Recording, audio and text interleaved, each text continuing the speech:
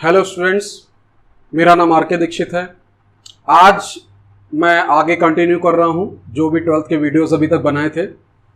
आज के इस टॉपिक में मुझे ये बताना है कि कोई भी रिंग है, चार्ज्ड रिंग है, यानी कि अभी तक मैं पॉइंट चार्ज की बात कर रहा था, लेकिन अब मैं एक चार्ज्ड रिंग की बात करूंगा। और चार्ज्ड रिंग के सेंटर से पास होने वाली एक्सेस के पर कोई पॉइंट है, उस पर इलेक्ट्रिक फील्ड हमें निकालनी। तो चार्ज्ड रिंग सबसे पहले अज्यूम करना होगा कि आखिरकार चार्ज्ड रिंग है क्या। हमने ये कोई लेट कर ली, चार्ज्ड रिंग है और इसका सेंटर हमारे पास है, लेट कर लिया O। और इस चार्ज्ड रिंग की जो रेडियस है हमने लेट कर ली A। तो अब इसकी एक्सेस हम लेते हैं जो कि एक्स एक्सेस है मान लो। तो एक्सेस पर कोई पॉइंट है P।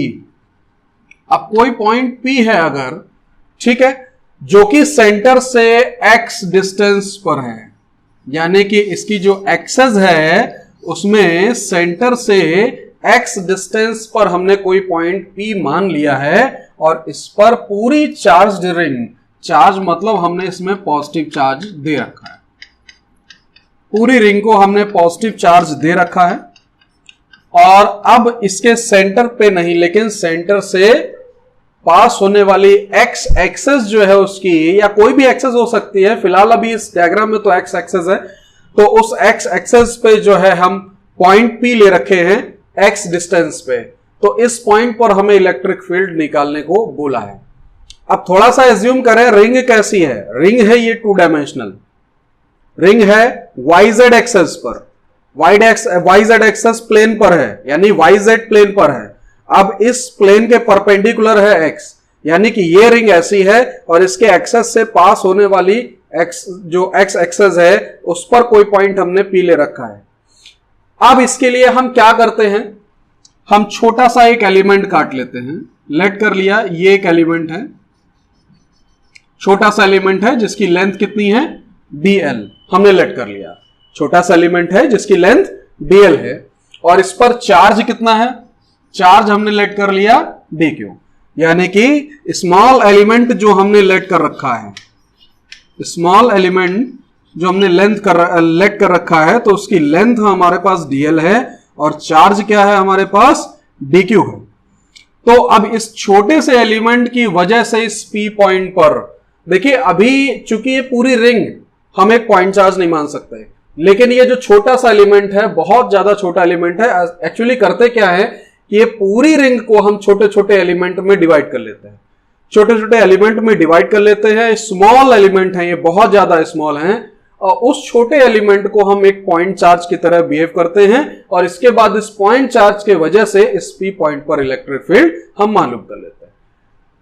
देखिए पॉजिटिव है और इसके बाद इसकी जो इलेक्ट्रिक फील्ड इस पॉइंट पर निकलेगी वो इस डायरेक्शन में जाएगी, यानी आउटवर्ड डायरेक्शन में जाएगी।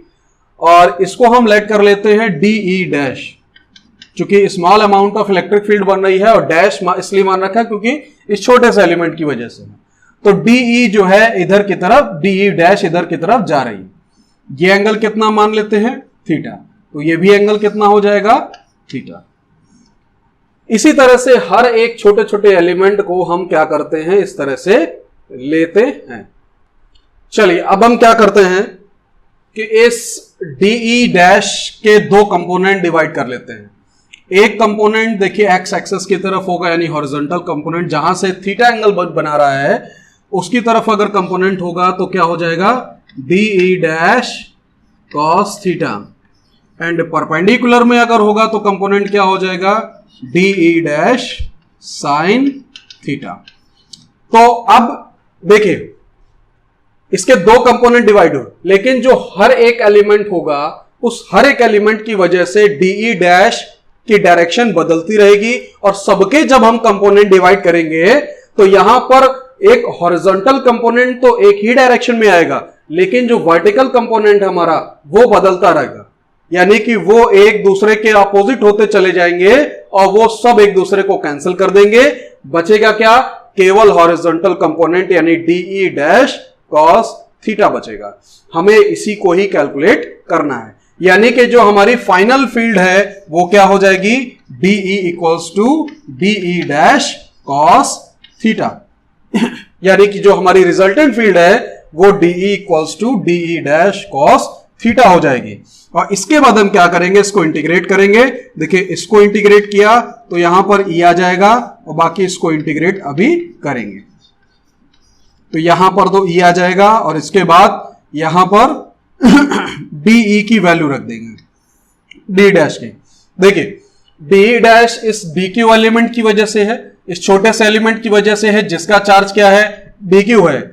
ये स्मॉल चार्ज है, इसको हम पॉइंट चार्ज मान सकते हैं। पॉइंट चार्ज से जो डिस्टेंस है हम लेट कर लेते हैं R, और ये R है क्या, देखिए ये परपेंडिकुलर है तो यहां से अगर निकालेंगे तो x square plus a square है। तो इस R की जब वैल्यू हम निकालेंगे तो यहां पर under root x square plus a square हो जाएगी। तो अब मैं यहां पर कूलाम फोर्स का फॉर्मूला इलेक्ट्रिक फील्ड का मैं फॉर्मूला लगाऊंगा जो कि होगा DE डैश की जब वैल्यू निकालेंगे तो 1/4 पाई एप्सिलॉन नॉट, यहां पर small element charge and divided by R square, और इसके बाद कॉस थीटा। अब इसके बाद देखिए क्या बाहर आ जाएगा, यहां पर 1/4 pi epsilon not 1/r square और इंटीग्रेशन ऑफ DQ। अब देखिए कॉस थीटा की भी वैल्यू रख देते हैं।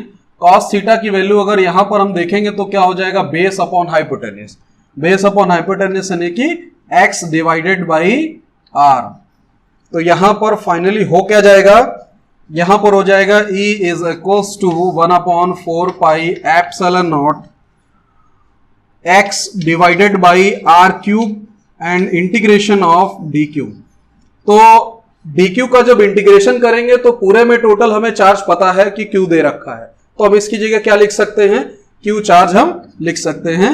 तो 1/4 pi epsilon naught x divided by r cube and यहां पर Q आ जाएगा। तो हमारे पास एक फॉर्मूला बन गया ये। अब इसके बाद एक वैल्यू रख देंगे r की, क्या बन जाएगा 1/4 pi epsilon not QX divided by x square plus a square के होल पावर 3/2।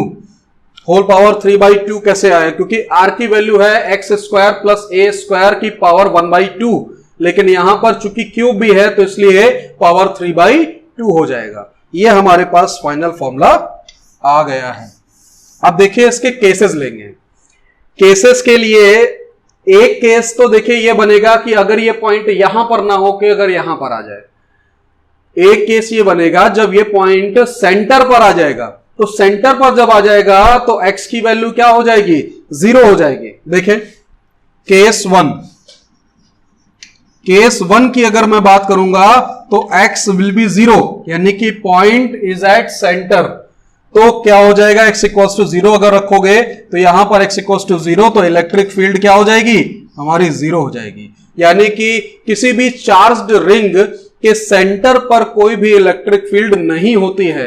अब हम केस सेकंड की बात करते हैं। तो केस सेकंड में क्या हो जाएगा, केस सेकंड की अगर मैं बात करूंगा तो ये पॉइंट बहुत ज्यादा दूर ले लो। ये पॉइंट इनफाइनाइट पे अगर ले लोगे तो हम ये कह सकते हैं कि x is very very very very very greater than a, यानी कि a जो है बहुत कम हो जाएगा। उसके रिस्पेक्ट में x चूंकि इनफाइनाइट पे है तो हम x को बहुत ज्यादा दूर ले सकते हैं। तो हम ये कह सकते हैं x is very very very greater than a। तो हम इसमें क्या कर सकते हैं, a को हम निग्लेक्ट कर सकते हैं, क्योंकि a बहुत छोटा हो जाएगा x के रिस्पेक्ट में।